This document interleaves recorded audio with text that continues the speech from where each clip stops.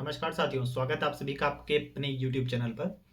दोस्तों, जितने भी मेरे भाई एसएससी जीडी का पेपर क्वालिफाई किए हैं, उन सभी को एक बार फिर से बहुत-बहुत शुभकामनाएँ। दोस्तों, जैसा कि मैंने सुबह भी एक वीडियो बनाया था, जिसमें आप लोगों ने देखा होगा कि बहुत सारे मेरे भाई इस कन्फ्यूजन में हैं कि मैं एसएससी जीडी जॉइन करूँ या फिर ना करूँ। तो भाई देखो, जैसे कि 41,000 के करीब पोस्ट आई थी, जिसमें से 2,500 पोस्ट को खाली अभी भी छोड़ दिया गया है और 39,000 समथिंग के करीब पोस्ट भरी गई हैं। 41,000 से ज़्यादा वैकेंसीज थी दोस्तों। तो ऑलरेडी 2,500 वैकेंसीज को वैकेंट छोड़ दिया गया है, उनको भरा नहीं गया। 39,000 के समथिंग वैकेंसीज फिल की गई हैं दोस्तों, जिसमें से आप लोग सेलेक्ट हुए हो। ऑलरेडी इतने ज़्यादा फॉर्म पड़े थे, जिसमें से 39,000 लोगों को सेलेक्ट किया गया है। तो आप उन गिने चुने लोगों में से हो जो एसएससी के सारे रिक्वायरमेंट्स को पूरा करते हो और फाइनली आप लोग सेलेक्ट हुए भाई।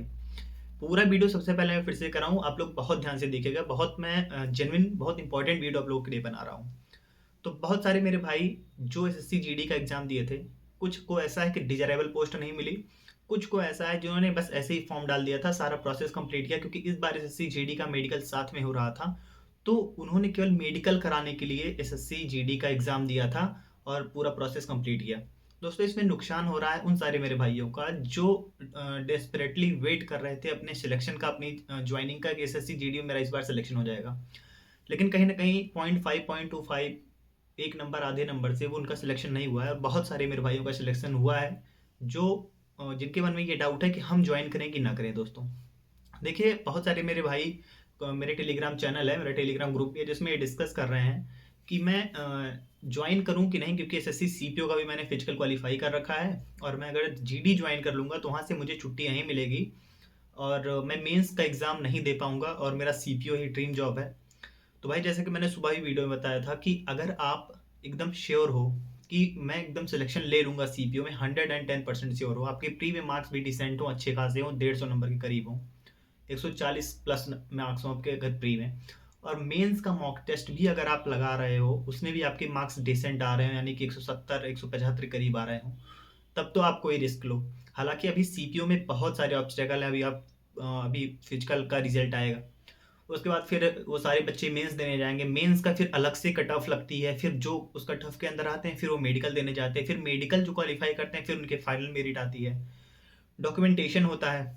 ये सारी चीज़ें, अभी बहुत सारी चीज़ें बाकी हैं। तो भाई, कोई भी फैसला लो तो हड़बड़ी में, जल्दबाजी में मत लेना, क्योंकि जो बेरोजगारी का दौर चल रहा है, जिस तरीके से युवा नौकरी के लिए, एक एक नौकरी के लिए परेशान है कि किसी तरीके से मेरा सिलेक्शन हो जाए, और भाई आप लोगों के हाथ में एक जॉब आ चुकी है, आप लोग सेलेक्ट हो चुके हो, एक नौकरी आपके हाथ में है, तो आपकी छोटी सी गलती आपको बहुत भारी पड़ सकती है। एसएससी के फील्ड में आपको 1 साल और रगड़ना पड़ सकता है अगर आप जल्दबाजी में कोई फैसला ले रहे हो तो। पूरा वीडियो देखिएगा, शेयर करिएगा अपने दोस्तों तक जो इस डाउट में होंगे। और आज के इस वीडियो में आपको बताने वाला हूँ कि एसएससी जीडी की ज्वाइनिंग जो है 6 जनवरी से स्टार्ट हो जाएगी और आपका ज्वाइनिंग लेटर बहुत ज़्यादा उम्मीद है कि इसी मंथ से आना स्टार्ट हो जाए, दिसंबर के महीने में ही आपका ज्वाइनिंग आना स्टार्ट हो जाएगा। दोस्तों, मैं ऐसी कोई बात नहीं कर रहा हूँ, मेरे बगल में आपको एक स्क्रीनशॉट दिख रहा होगा, जिसमें देखिए 47 वीक्स की ट्रेनिंग दिखाई गई है आपके एसएससी जीडी की, और जिसकी ज्वाइनिंग 6 जनवरी से स्टार्ट हो रही है। दोस्तों, नीचे आप देखेंगे तो 13 जनवरी को भी ज्वाइनिंग स्टार्ट हो रही है कुछ की, और 47 वीक्स की ट्रेनिंग होती है 47 वीक्स की। तो अगर 6 जनवरी से स्टार्ट हो रही है तो आपका ये नवंबर दिसंबर के महीने में आपका पूरा ये ट्रेनिंग कंप्लीट हो जाएगा और नेक्स्ट ईयर आप जो है, मतलब 2026 में अपनी ड्यूटी पर होंगे। दोस्तों, ये अपॉर्चुनिटी जो आप लोगों को मिली है, आपको भले ही अंदाजा ना हो दोस्तों, लेकिन आप लोग 50 लाख में से हजारों में आए हो। 50 लाख के करीब फॉर्म पड़े थे, जिसमें से हजारों लोग सिलेक्ट हुए हैं, करीब 40,000 के करीब लोग सिलेक्ट हुए हैं। तो आपने कोई आसान काम नहीं किया है भाई, एक्स्ट्रा ऑर्डिनरी काम आप लोगों ने किया है, जो भी भाई इस वैकेंसी में सेलेक्ट हुए हैं।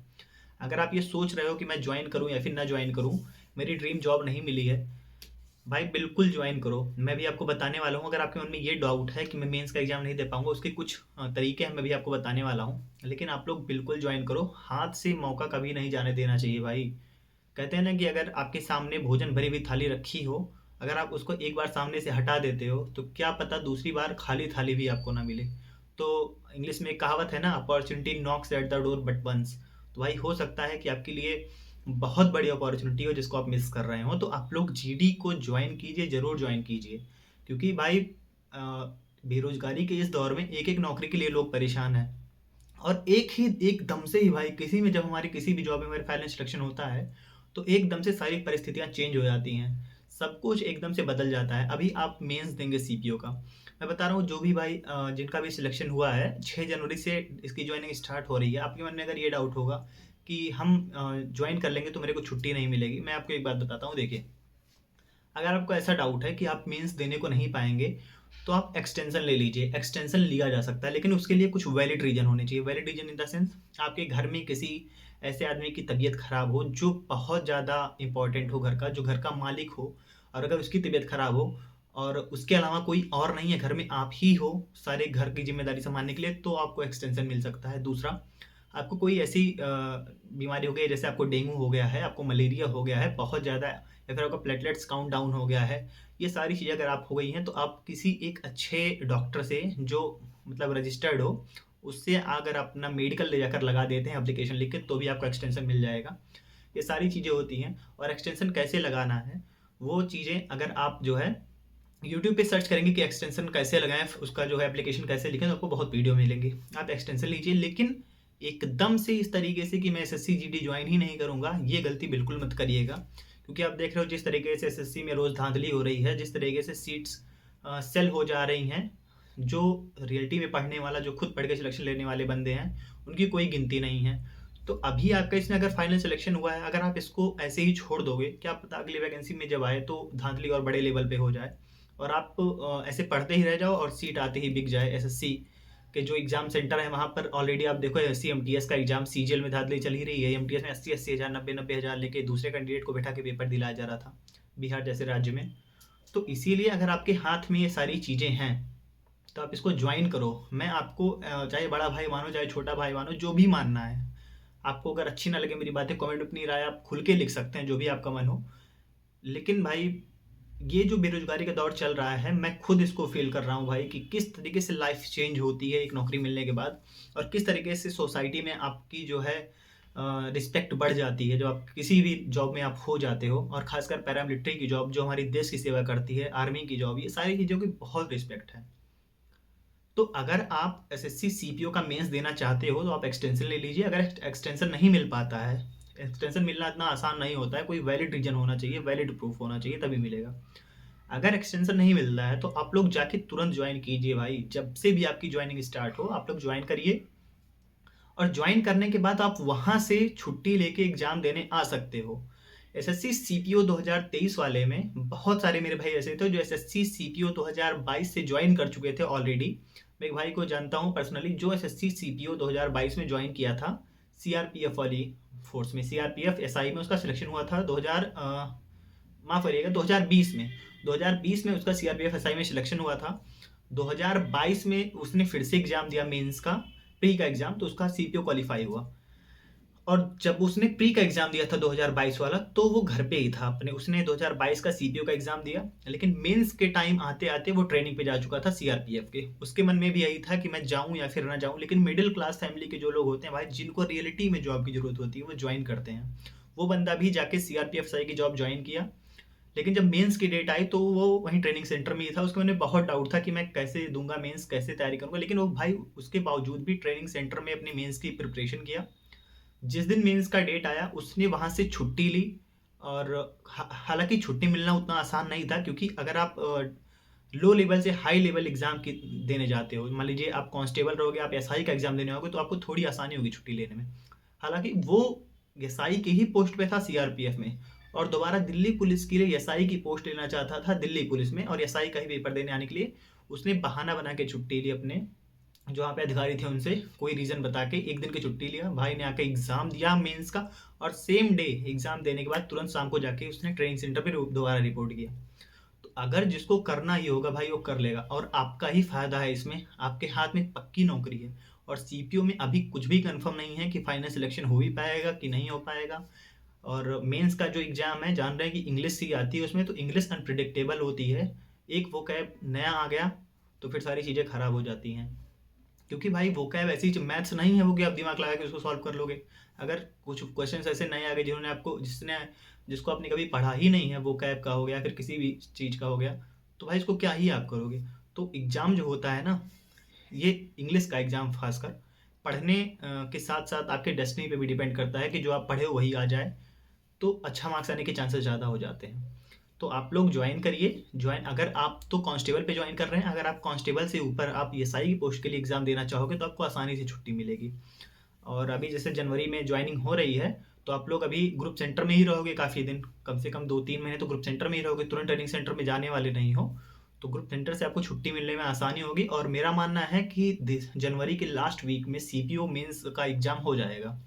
तो आप लोग उस टाइम पे ग्रुप सेंटर में ही रहोगे, वहाँ से छुट्टी मिलने आसान रहेगी, आप लोग छुट्टी लेके एग्ज़ाम आके दे सकते हो।